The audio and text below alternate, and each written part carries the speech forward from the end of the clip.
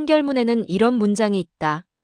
사람의 목을 조르는 행위는 사회통념상 살인의 의도를 드러내는 전형적인 행위로 알려져 있다. 재판부가 이 문장을 쓴 건 단순한 확인이 아니었다.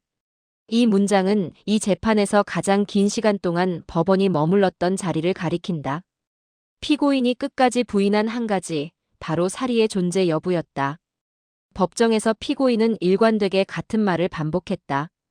그날 무슨 일이 있었는지는 인정한다. 다만 죽이려 한 건 아니었다고. 합의된 성관계였고 세이프워드도 약속해뒀으며 피해자가 그 말을 외치지 않았기 때문에 멈추지 않았다고. 피고인이 구성한 이야기에서 그것은 살인이 아니라 비극적 사고였다. 여기서 재판에 가장 어려운 지점이 생긴다. 형법에서 살인죄가 성립하려면 단순히 누군가가 죽었다는 사실만으로는 부족하다. 행위자가 그 죽음의 가능성을 인식했고 나아가 그 위험을 용인한 내면의 상태가 있어야 한다. 법은 이것을 미필적 고의라고 부른다. 확실히 죽이겠다는 결심이 없어도 죽을 수도 있다는 걸 알면서도 계속한 것이라면 그 역시 고의로 본다는 논리다. 문제는 그 내면의 상태를 누가 어떻게 증명하느냐다. 목격자는 없었다. 피해자는 더 이상 아무것도 말할 수 없었다. 남은 건 피고인의 진술과 피해자의 몸에 새겨진 흔적뿐이었다. 그리고 피고인은 사리가 없었다고 했다.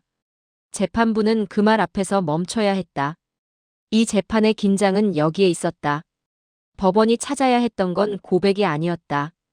고백이 없어도 법이 허용하는 방식으로 그 내면에 무엇이 있었는지를 바깥에서 추론해야 했다. 판결문의 표현을 빌리자면 피고인이 범죄 사실이 발생할 가능성을 용인했는지 여부는 행위자의 진술에 의존하지 않고 외부에 나타난 행위의 형태와 상황을 기초로 판단해야 한다. 재판부가 가장 오래 머문 건 그 바깥의 흔적들이었다. 그리고 그 흔적들은 피고인이 구성한 이야기와 조금씩, 그러나 분명하게 어긋나 있었다. 2024년 3월 11일 새벽 3시 30분. 서울 은평구의 한 오피스텔. 판결문은 이 시간을 범행 일시로 기록한다. 그리고 그로부터 사흘이 지나도록 아무도 이 방 안에서 무슨 일이 있었는지 알지 못했다. 신고가 들어온 건 3월 14일 밤이었다. 서울에 혼자 사는 언니의 전화가 이틀째 꺼져 있다는 가족의 목소리였다. 경찰관들이 현장에 도착한 건 같은 날 밤 10시 25분경. 문을 열었을 때 그들이 발견한 건 화장실 바닥에 나체로 누운 20대 여성이었다. 머리카락에는 물기가 남아 있었다. 방 안을 살피자 화장대 서랍과 옷장이 열려 있었고 보석함은 비어 있었다. 외형만 보면 강도가 다녀간 흔적이었다. 피해자는 인터넷 방송 플랫폼에서 활동하던 신인 BJ였다. 방송을 시작한 건 2023년 10월이었고 2024년 3월에는 방송 시작 100일을 기념하는 방송을 했다. 그 직후 잠시 방송을 쉰다는 공지를 올렸고 그것이 마지막이었다. 피고인은 그 채널의 VIP 회장이었다.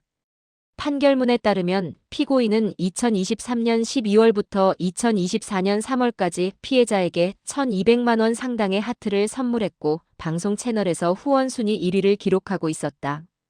피해자와의 관계는 단순한 후원을 넘어선 것이었다. 두 사람은 카카오톡으로 빈번하게 연락을 주고받았고 판결문은 그 대화 내용이 친밀한 관계였음을 보여준다고 기술한다. 피고인은 2024년 3월 초부터 피해자와 직접 만남을 시작했다. 당시 피고인의 경제 상황은 좋지 않았다. 판결문에 따르면 피고인은 경찰 조사에서 약 1억 5천만 원의 채무가 있으며 그 대부분이 인터넷 방송 하트 구매를 위해 진 빚이라고 진술했다. 가장이혼이라는 표현도 판결문에 등장한다.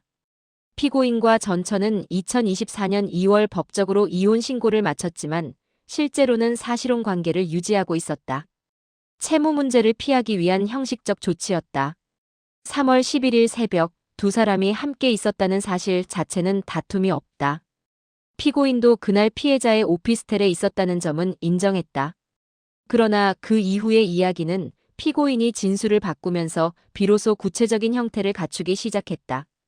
처음 경찰 조사에서 피고인은 성관계를 하고 잠들었다가 아침에 나왔으며 그날 저녁 다시 찾아갔을 때 피해자가 이미 사망해 있는 것을 발견했다고 했다. 그러나 같은 날 2회 조사에서 진술을 뒤집었다. 피해자의 목을 팔로 감은 채 성관계를 하던 중 피해자의 숨이 끊겼다고. 이 진술 번복 자체는 이후 재판에서 크게 다퉈지지 않는다. 피고인은 2회 조사 이후 법정에 이르기까지 두 번째 진술을 유지했기 때문이다. 핵심은 번복이 아니라 두 번째 진술에서 피고인이 묘사한 그 장면이 과연 사고인지 살인인지였다. 피고인이 진술한 장면은 이렇다. 피해자가 그만하라는 신호를 보냈다. 피고인은 그 신호를 들었고 그 신호를 보았다. 그러면서도 계속했다. 피해자의 몸에서 힘이 빠지는 것을 느꼈다. 그러면서도 계속했다. 그리고 피해자는 의식을 잃었다. 판결문에 기록된 그 장면의 시간은 약 4분이다. 피고인이 인정한 그 4분 동안 법원이 묻게 되는 질문은 하나다. 그 시간 동안 피고인의 내면에는 무엇이 있었는가? 재판에서 피고인 측이 구성한 이야기의 핵심은 하나였다. 그날의 일은 살인이 아니라 사고였다는 것. 변호인은 두 사람 사이에 가학적 성관계에 대한 합의가 있었고 그 합의의 증거로 세이프워드를 제시했다. 피고인이 법정에서 직접 진술한 내용에 따르면 두 사람은 위스키와 아내에게라는 단어를 위험 신호로 약속했다. 그날 피해자가 그 단어를 외치지 않았으므로 피고인은 계속해도 된다고 판단했다는 것이다. 이 주장은 논리적으로는 완전히 성립 불가능한 구조가 아니었다. 만약 그 합의가 실제했고 만약 피해자가 실제로 세이프워드를 사용하지 않았다면 피고인의 인식에는 일정한 근거가 있다고 볼 여지가 생긴다. 변호인이 노린 지점은 바로 거기였다. 고의가 아닌 인식의 착오, 살인이 아닌 과실의 영역. 그러나 재판부의 시선은 이 주장에서 오래 머물지 않았다. 판결문은 세이프워드 약속이 오히려 피고인에게 불리하게 작용한다고 판단한다. 세이프워드를 약속했다는 사실 자체가 피고인 스스로도 그 행위의 위험성을 인식하고 있었음을 보여주는 정황이라는 것이다. 위험하지 않다고 생각하는 행위의 중단 신호를 약속하는 사람은 없다.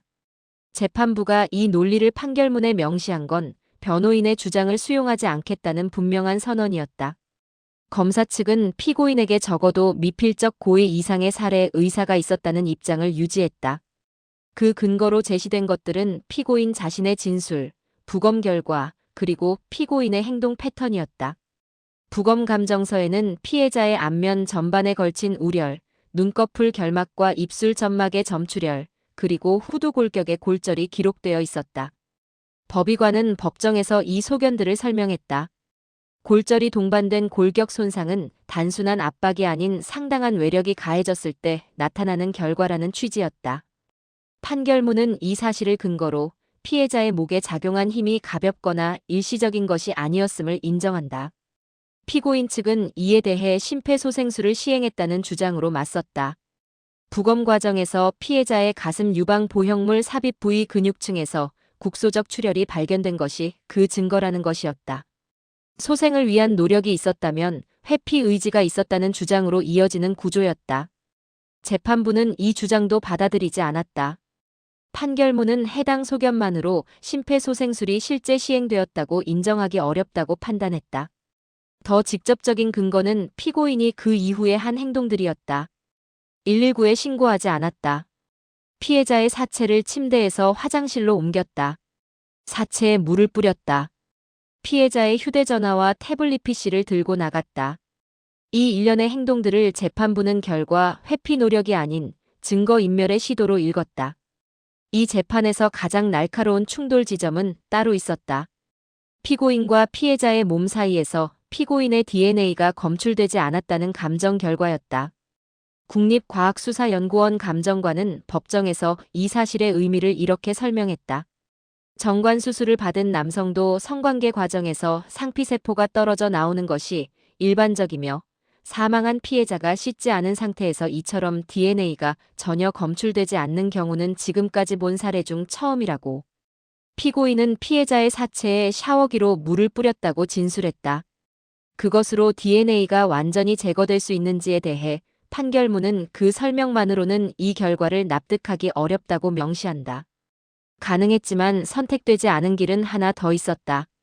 재판부는 피해자가 강도를 당한 것처럼 꾸미기 위해 물건을 가져가고 증거를 은닉한 정황, 범행 당일 스스로 인터넷에 살인자 수영량을 검색한 사실, 피해자의 금융정보를 사진 촬영해 간 행동 등을 들어 재물 강취를 목적으로 한 확정적 살인의 가능성을 언급하기도 했다.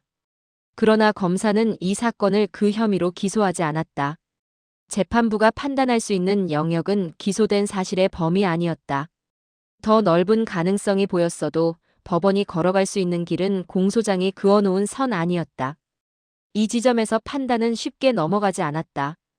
가능성은 여러 갈래였지만 법이 허용한 선택지는 처음부터 많지 않았다. 재판부가 결론에 도달하기까지 판결문은 5개의 논거를 순서대로 쌓아 올린다. 각각은 단독으로는 충분하지 않을 수 있다. 그러나 판결문이 명시하듯 간접 증거는 개별적으로 완전한 증명력을 갖지 못하더라도 전체를 종합했을 때 그 단독으로는 가질 수 없는 증명력이 생겨날 수 있다. 재판부가 선택한 방식은 바로 그것이었다. 첫 번째 논거는 피해자의 신체에 남겨진 흔적이었다. 안면 전반의 우열은 피해자가 사망에 이를 때까지 목이 졸려 있었다는 것을 의미한다. 중간에 힘이 빠졌거나 일시적이었다면 이 정도의 우열은 나타나지 않는다. 후두 골격의 골절은 단순한 접촉이나 가벼운 압박으로는 발생하지 않는 손상이다. 재판부는 이 2가지 소견을 함께 읽으면서 피해자의 목에 가해진 힘이 강하고 지속적이었다는 사실을 확인했다. 이것은 추정이 아니라 부검감정서에 기록된 객관적 소견이었다. 두 번째 논거는 목을 조르는 행위 자체가 가진 의미였다. 판결문은 이 지점에서 직접적인 언어를 선택한다. 사람의 목 부위에는 기도와 경추가 있으며 이 부위에 강한 힘이 가해지면 사람이 사망에 이를 수 있다는 사실은 보통의 사람이라면 누구나 인식하거나 예견할 수 있다. 나아가 목을 조르는 행위는 사회통념상 살인의 의도를 드러내는 전형적인 행위다. 재판부는 여기서 멈추지 않는다. 얼굴 전반에 우열과 점출혈이 생기고 후두 골격에 골절이 발생할 정도라면 그것이 얼마나 강하고 오랜 외력이었는지는 더 이상 설명이 필요하지 않다고 봤다. 세 번째 논거는 피고인 자신의 진술이었다. 이것이 이 재판에서 가장 역설적인 지점이다. 피고인은 사리가 없었다는 것을 입증하기 위해 그날의 상황을 진술했다. 그러나 그 진술의 내용이 오히려 사리의 존재를 뒷받침하는 방향으로 작용했다. 피고인은 피해자가 그만하라는 신호를 보냈다고 했다. 그 신호를 들었다고 했다. 피해자의 몸에서 힘이 빠지는 것을 느꼈다고 했다. 그러면서도 수분을 더 계속했다고 했다. 재판부는 이 진술을 피고인이 피해자의 중단 요청과 신체 변화를 무시하고 목을 계속 졸랐다는 사실의 확인으로 읽었다. 그리고 그 상태에서 피해자가 사망에 이를 수 있음을 인식하면서도 이를 용인했다고 판단했다. 네 번째 논거는 피고인의 과거였다. 판결문에는 1999년의 기록이 등장한다. 당시 피고인은 19세였고 피해자는 17세였다. 방법은 이번 사건과 같았다. 목을 조르는 것. 그 결과도 같았다. 경부 압박에 의한 질식사. 피고인은 그 사건으로 징역 장기 12년을 선고받았다. 재판부는 이 전력이 2가지를 동시에 보여준다고 판단했다. 하나는 목을 조르면 사람이 죽을 수 있다는 것을 피고인이 이미 경험으로 알고 있었다는 것. 다른 하나는 이번 범행의 수법과 범행 후 정황이 25년 전의 그것과 놀랍도록 유사하다는 것. 재판부의 시선은 이 반복성 위에서 오래 머물렀다. 5번째 논거는 세이프워드 약속 그 자체였다. 피고인은 이것을 자신에게 유리한 사실로 제시했다.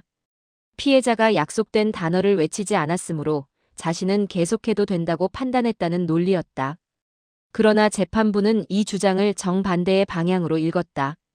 위험 신호를 약속한다는 것은 그 행위에 위험이 있다는 것을 행위자 스스로 인식했다는 증거다. 위험을 모르는 사람은 중단 신호를 약속하지 않는다. 세이프워드의 존재는 피고인의 면책 근거가 아니라 피고인이 그 행위의 치명성을 사전에 인식하고 있었다는 정황 증거였다. 5개의 논거가 쌓인 끝에 재판부는 결론을 내렸다. 피고인이 적어도 자신의 행위로 인하여 피해자가 사망할 가능성 또는 위험이 있음을 인식하거나 예견하고도 목을 졸라 피해자로 하여금 경부 압박에 의한 질식으로 사망에 이르게 한 사실을 충분히 인정할 수 있다. 그리고 한 가지를 더 덧붙였다. 확정적 고의로 살해했다고 단정할 수 없다는 사정을 고려하더라도 엄중한 처벌이 불가피하다고. 재판부는 피고인에게 징역 25년을 선고했다. 양형 기준 상한인 14년을 크게 초과한 형량이었다. 법원이 그 선택을 한 이유는 판결문 곳곳에 흩어져 있었다. 반성의 정황을 도저히 찾아볼 수 없다는 문장, 책임 회피에 급급하다는 문장, 그리고 범행 이후의 행적을 전체적으로 살펴보면이라는 문장. 재판부가 본 것은 고의의 존재만이 아니었다. 판결이 내려지던 그 순간까지 피고인이 끝내 보여주지 않은 무언가였다. 이 판결이 남긴 것은 형량 숫자만이 아니다. 법원은 이 사건을 통해 고의의 입증 방식에 대한 하나의 기준을 다시 확인했다. 살인의 고의는 반드시 죽이겠다는 결심의 형태로 존재할 필요가 없다. 죽을 수도 있다는 것을 알면서 그 위험을 멈추지 않고 계속했다면 법은 그것을 고의로 본다. 말이 없어도 고백이 없어도 행위의 형태와 그것이 놓인 맥락이 내면을 증명할 수 있다는 것.